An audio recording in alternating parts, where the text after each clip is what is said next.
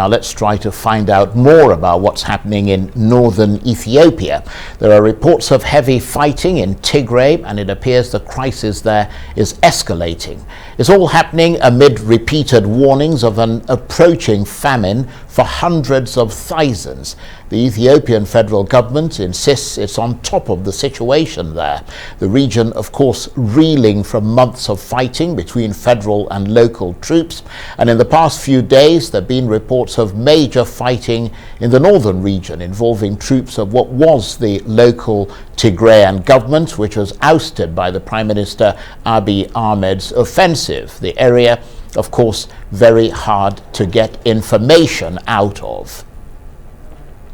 Well, let's speak to someone who's been following events in northern Ethiopia very carefully. David Otto is an Africa defense and security analyst, and he joins me now on the line. Thank you very much indeed, David, for joining us. So what more can you tell us about this latest round of fighting? Because from the reports we're seeing, it sounds as if the Tigrayan forces are taking control of certain towns. Is that the case? Because the government denies this and dismisses it as fake news. Yes, you're very correct, Charles. And this has been the trend of narratives, especially since the war began in November of 2020. I mean, the Ethiopian government has described it not as a war, but of course as a law enforcement. This is not how the Tigrayan Defense Forces, or the Tigrayan People's Liberation Movement, as they used to be known. This is not how they see it. They see it as a full-blown war. As you rightly said, Charles, we've had as recently and as ongoing as we speak, there's been a bombing that occurred in Mekelle, which is in the north, and there are reports, several sources saying that more than 50 people were killed in that report, including women and children. Some have a higher figure to that. And what they're saying, Charles, is that it's in retaliation to what the Tigray Defense Forces have, been doing in that area. So, some multiple sources, have made it very clear that they have now spotted Tigrayan Defense Forces in locations. Permit me if I'm wrong in terms of the pronunciations. They call these locations in the north Wukro, Adikrat, Hangaselam. So these are all locations which surround the Mekelle region, which is again in the northern part of the Tigray region. And what they're saying is that the Tigray Defense Forces launched an operation called Operation Alula. And these has enabled them to drive away the Ethiopian Defense Forces for the first time. And the bombing, which happened last night, as I understand, is in retaliation to the fact that the Tigray Defense Forces are now coming back very powerfully, meaning that, as we feared, this is now a bush war. This is a guerrilla style of fighting. And we don't see any end to this at this point in time. I mean, the Ethiopian government thought it was going to be a very quick war, but now it's turned out to be a war of attrition. No side is winning, but I can assure you that civilians are losing, Charles. Well, absolutely. And first of all, what you've said gels with the reports that we've received that places like Wukro and Adegrat and Hargey Salam, those cities that you mentioned, they're all north of Mekelle, and they're in very, very important routes. And we're hearing that some of them have been overrun by the rebels. But what do we know about what is happening with the federal forces? Have they made a stand, or are they withdrawing? Because we've heard that they are withdrawing. Yes, I mean, some of the Tigrayan Defense Forces have even said that some of the Ethiopian Defense Forces, again supported by Eritrean forces, they've withdrawn in some of the areas, but then they've been seen coming back in some of those locations which were taken. Now, from what I understand, multiple sources are saying that the Tigrayan Defense Forces came to these locations to loot.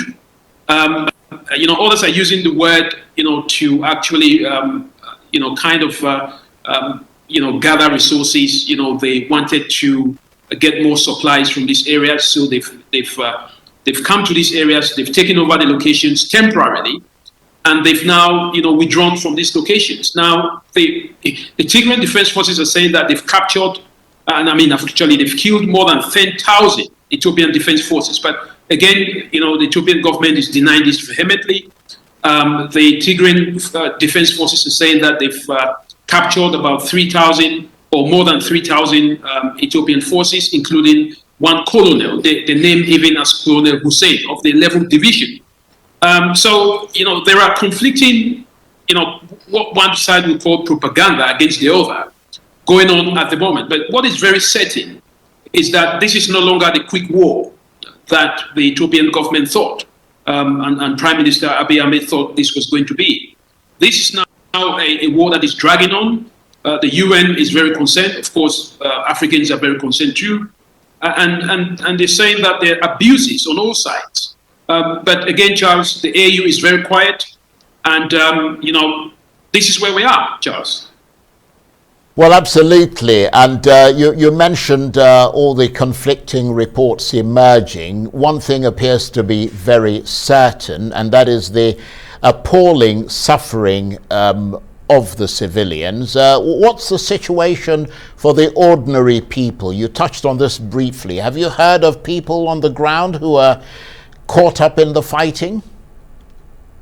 I think one of the key characteristics of this war has been the restriction in which access to information, albeit the fact that we have sources on ground that give us this information from time to time, but it is very difficult to get very accurate information. One has to say that.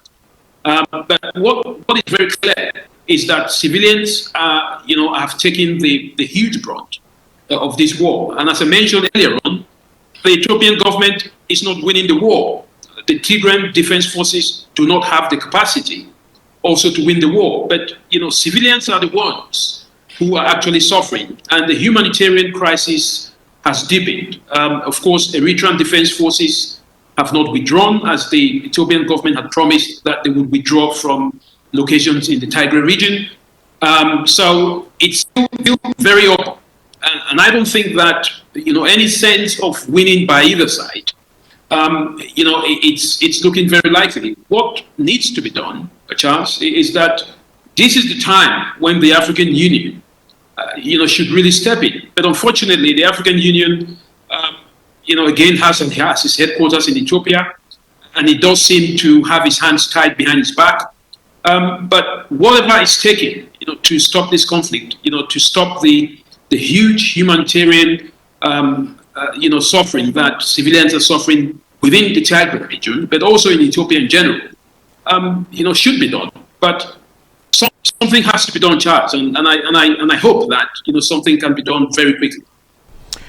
Well, clearly something needs to be done. The problem appears to be the extraordinary reluctance of the Ethiopian government to allow anybody in. I mean, they're trying to not only show that they are in control, but to further legitimize their hold on the country by holding elections. Of course, elections didn't take place in the Tigray region, did it?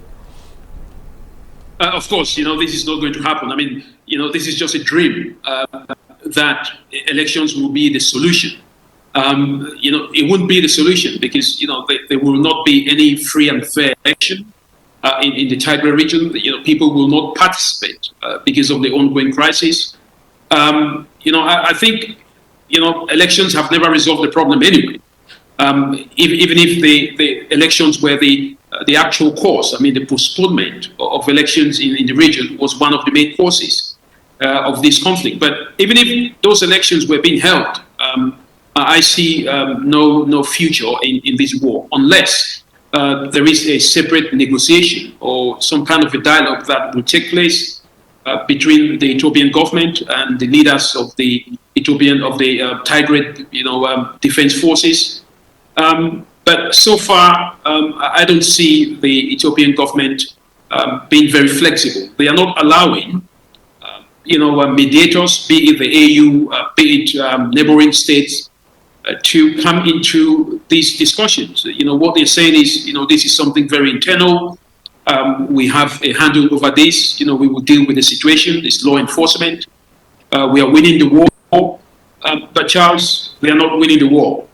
And the Tigray Defense Forces are also winning the war. But the people that I have to continuously mention that are in the middle of this are innocent civilians. But, you know, something needs to be done, but I don't know from who. I think rather a coalition, the African Union, the United Nations, other regional bodies, you know, may help in the crisis.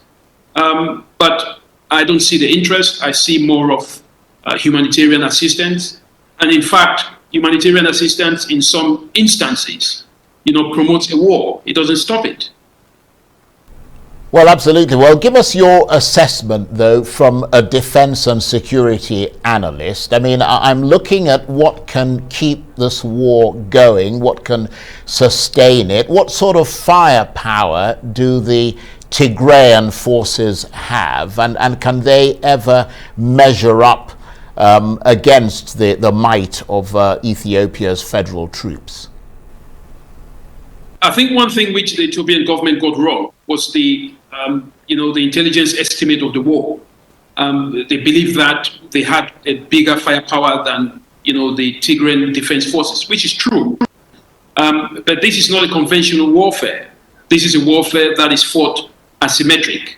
You've got the Tigrayan defense forces, which, I mean, of course, they don't have the kind of firepower, but they have the environment, they have the support, and the longer the war drags on. Remember, we are in the 9th month. You know, this war started in November in 2020, as I mentioned earlier. And as time goes on, there are so many other entities that will now be thinking of supporting either side. Of course, Eritrea is now backing the Ethiopian Defense Forces. But still yet, I don't think might is the right way to go about it. What I see is the Tigrayan Defense Forces withdrawing into the hinterlands and coming back using guerrilla-style warfare. So the Ethiopian government may conventionally say they've defeated the Tigrayans defense forces, but again, you know, they won't defeat them because they will not be able to bring back peace into that region. So what the Tigrayan defense forces will make sure that they do is to hold back the existence of peace and governance within the northern part of the country. And if that happens, the Ethiopian Defense Forces will run out of steam. Of course, it will come to a point where war fatigue is going to kick in. People will no longer see the war as the short war or the quick war, which the Ethiopian Prime Minister talked about. And you would have a backfire from the local population. So I think what the government of Ethiopia needs to do now is to genuinely come to the table with the Tigrayan Defense Forces and the leaders and talk to them about a sustainable way forward. Well, it all sounds very depressing, David. Ethiopia, of course, at one point, the great democratic hope and economic hope in many parts of Africa. But thank you for setting that out, and do stay with us because we'll want to talk with you some more. You're watching the Arise interview, plenty more still ahead, including the deep rivalry between anglophone and francophone Cameroon and the chaos and conflict it's unleashed. We're in Yaoundé in a moment. Stay with us.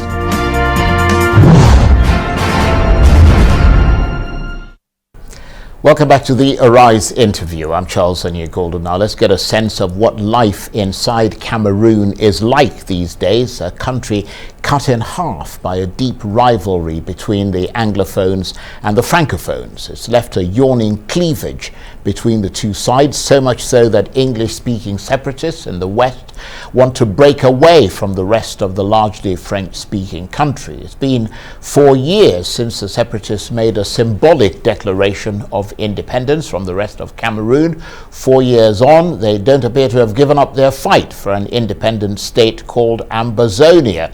So what's happened to that dream since, and what happens next? Well, the Africa Defense and Security Analyst David Otto is still with me. He is actually, from what I understand, in Yaoundé, Cameroon. Thank you very much indeed for staying with us. What's happening with the fighting between the separatists that's the Ambazonian forces and government troops? I mean, what's the latest on the ground there? Charles, yes, as I come into the country, I think it's important to point out that the silent war, which has been going on now for almost 5 years. I mean, you mentioned, 2016, end of November, that was then, until now in 2021. What is happening now is that it's become what I can describe as a guerrilla warfare. You've got the separatist forces now holding sway in most of the remote locations in the northwestern part of the country. Now, you still have some units that operate in the southern part of the country, but in very few locations, not as before when the crisis began. So what you have now is visibly an improvement in the number of, fighting capacity. So even though you have significantly a reduced number of individuals that are taking part in this movement, what you can see on ground is the sophistication of these fighters. They are carrying out IED, vehicle-bound improvised explosive devices, roadside bombs. They've improved their capacity to launch attacks. Visibly, you can see that they no longer use the clubs and sticks and den guns, which you could see in the early 2016, 2017. They are now using AK-47 automatic rifles. The government is struggling to quell this using its very specialized military forces. But because it's now a very horizontal warfare, and these guys are very good in jungle fighting, it's becoming very difficult. And on a daily basis, you have, troops of the Cameroon government being killed, some of them being decapitated by these separatist forces. And the same thing is happening on the other side of the Amazonian forces. They too have been killed by the Cameroon government at large. But again, military solution is not going to fix it, Charles. And I mean, you make a point there that military solution isn't the answer. Are there moves at all towards peace? I mean, given the tensions in the country that you just described? Yes, there has been. One of the things that one has to always admit is that as long as there's an ongoing conflict, there is always ongoing negotiations, ways of talking. People that are looking for different solutions. I mean, the government itself had initiated the Grand National Dialogue, in which it called the stakeholders within the country, but that didn't go very far because significantly it did not involve the blessings or neither the presence of some of the separatist leaders. So it was seen by many stakeholders as a one-sided discussion. The government has initiated the decentralization, which in effect is saying that it will distribute power equally or per se to all the regions, including the English-speaking 2 regions. That hasn't actually kicked off, but again, the separatists are saying that we're tired of that. We've heard of this. This is something that you talked about in 1996 and you haven't done anything about it. So we are not, interested in any decentralization. Now, you've also have the government talking about a special status, meaning that the 2 English-speaking regions will have some kind of a special status, but very few people really understand what that means. So again, that is not being bought. What's happening internationally? The Swiss government, tried to intervene through an organization known as the Humanitarian Dialogue, but they couldn't really convince the separatists to see into the process. But what was really worse was that the government showed very little interest in engaging with the Swiss. Perhaps some quarters are saying that the government was not convinced that all the separatist leaders were involved in that process. You've also have the Coalition for Dialogue and Negotiation, which is a US-based entity made up of several Cameroonians who are trying to come up with a solution to the conflict. But again, they too are shocked because they need the buy-in from the government. They also need the buy-in from the separatist leaders. So, I mean, my answer to you, Charles, is that there are several entities, trying to get involved in trying to resolve the conflict, both outside Cameroon and within Cameroon. But, the government doesn't trust these entities, and it still believes that it can defeat the separatists using the military force. So, I mean, what are you actually doing in Cameroon, David? I understand you've been speaking to the authorities, but you're faced with a split between those who want dialogue and those who believe this can only end on the battlefield. I think as somebody who supports stability in Africa, Cameroon in particular, my duty is to speak to both sides and to try and find a solution, however small that solution would be, towards resolving this crisis. But what you find on ground, Charles, is like every other conflict, is that there are people who benefit from the conflict. There are people who believe that sustaining the war is in their interest, and finding a solution is not in their interest. So these are people who benefit from the misery of the many. And this is something which, one experiences in the case of Cameroon, where, there are parties within the state who are really bent on looking for a solution to this conflict. But again, they are opposed by those who believe that, there is no way of talking to terrorists. We shouldn't talk to separatists. Right. You didn't see this, David. A bit embarrassing waving my hands around there and sort of caught doing that. But what I wanted to ask you briefly is that you mentioned that you've been talking to both sides. Have you been talking to the rebels? They don't see themselves as the rebels, Charles. They see themselves as, freedom fighters. Now, the government labels them as terrorists. And if you want to, fix any of these problems, you've got to talk to both sides. And, yes, we have been talking to both sides to ensure that there can be a solution. When you talk to both sides, there is a readiness for them to engage with the government. But when you talk to the government, the government says to you that, who are we going to talk to? Because all the leaders, within the separatists do not agree. They don't have a common platform. You have, separatists who believe that only independence is the solution. You have people that believe that a federal system, as was before, is the solution. And they don't believe in separation. And then you have people who believe that decentralization, which is what the government promotes, is the solution. So these are all separatist, decentralizationist and federalist leaders. So when you talk to all three sides, you have different directions for the same solution. The government keeps saying, okay, it's difficult to deal with three, you want to deal with one. Right. David, really interesting talking with you as always. David Otto is the Africa Defense and Security Analyst, and he was talking to me there from Yaoundé in Cameroon. That's it for this edition of the Arise interview. Join us again tomorrow. From me and the entire team here in Abuja, London and Cameroon, bye-bye, and thank you for watching.